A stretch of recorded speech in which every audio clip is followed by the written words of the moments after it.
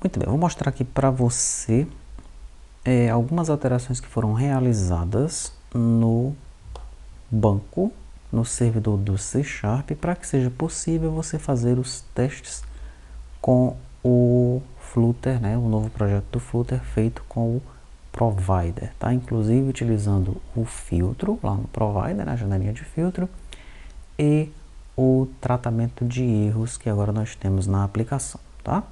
Vou começar mostrando aqui no banco controller o que é que nós fizemos. Primeiro, deixa eu mostrar para você o método alterar, tá? O método alterar banco, aqui ó, nós não estamos mais esperando um ID aqui no put, tá? Nós enviávamos um ID, né?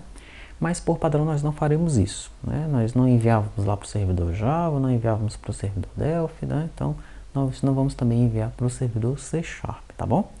Vamos utilizar o próprio banco que já foi enviado aqui, ó. Daí eu já vou aproveitar, vou entrar aqui no Trello e vou colocar esses exercícios C# servidor em progresso, tá? Nós sabemos que ficaram alguns exercícios aqui para você resolver, né? O primeiro, o que você acha de usar a classe extension com o método map? Tem necessidade? Precisamos carregar o objeto do banco para comparar com o objeto local? Alguns colegas se manifestaram em relação a isso daí. Aqui nós informamos para você criar um cartão para cada opção abaixo, né? Então para você se organizar melhor, você deve fazer dessa forma. Mas aqui para o treinamento eu vou criar um checklist para resolver esses exercícios, tá bom? Então o primeiro exercício aí, eu vou colocar o seguinte, eu vou copiar ele daqui para lá.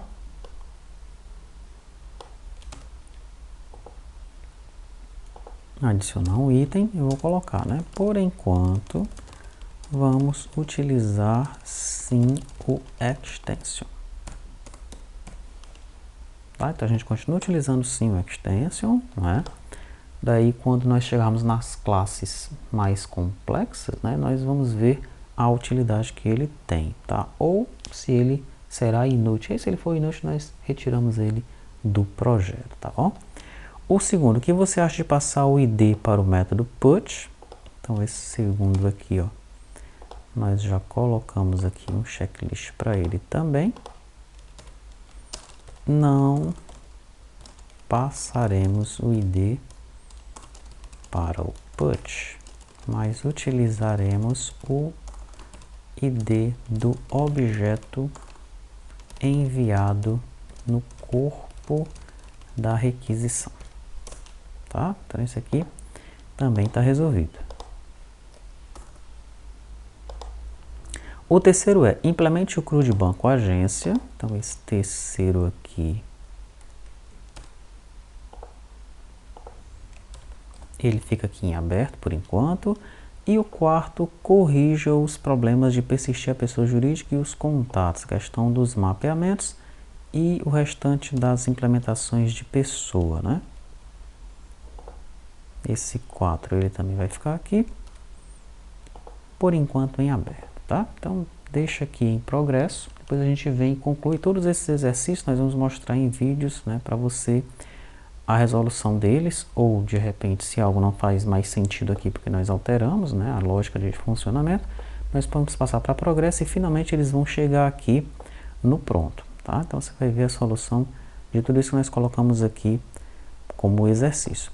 Então voltando para cá, essa questão do ID aqui, né, se a gente observar no excluir, nós passamos um ID aqui, ó. Esse mesmo ID, se você lembra bem do que nós fizemos anteriormente, se você não lembra, reveja os vídeos, nós estávamos passando esse ID aqui também para o put, tá? Agora não, nós não passamos o ID, né?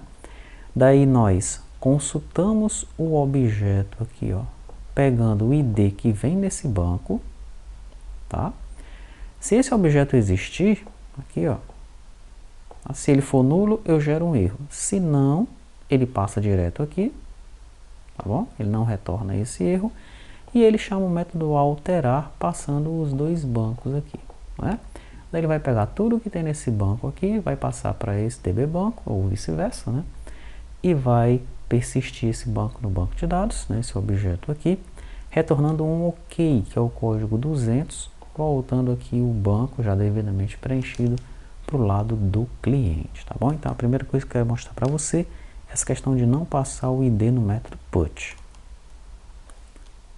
Aqui mais um pouquinho para cima no método inserir, nós temos aqui uma verificação, né, um teste verificando se esse banco era nulo, eu tirei esse teste, tá?